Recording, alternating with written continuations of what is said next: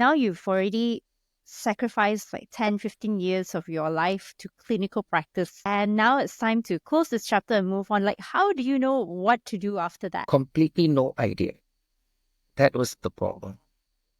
Had no clue. I was lost. No, I think, and that's when I think I came across your platform, Selena.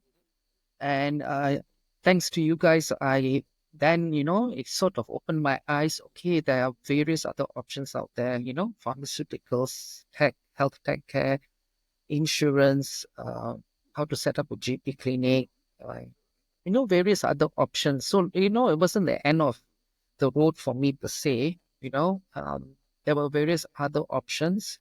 And so I went onto your website. I listened to a lot of your podcasts, a lot of your reviews, articles. I was just going through all of it because I needed some guidance. And most of my colleagues in the hospital, they were all clinical orientated and no one had any idea about moving on from the hospital. All they knew was clinical medicine, anesthesia. That's about it. So you guys actually helped me a lot, in terms of having to start the process somewhere. What were the biggest like internal battles you had like within you as you made this transition? Job security was one because in the government, you have a job, especially COVID time. You always knew you were going to get a salary. Plus, we got additional allowances for COVID.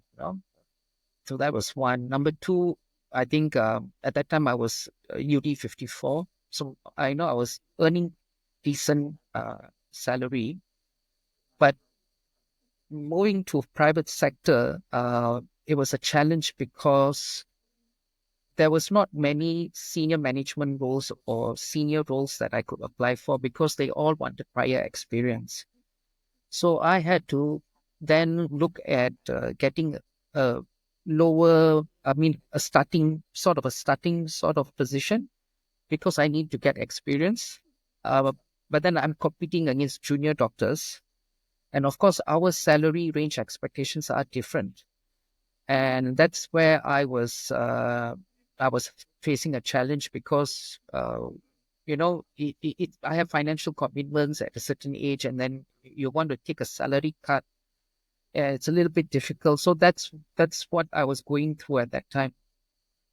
But were you prepared to take that salary cut? I think it was a small. I mean, it was a manageable salary cut. Yes, definitely.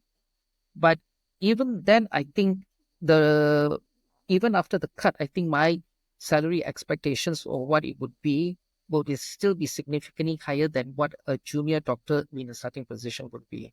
Beyond salary cut, what was the challenges for you to secure a job in the non-clinical side as a senior doctor? Well, for one thing, the most of the so some of the examples, most of the positions that I were applying for, the person that I would be reporting to was younger to me.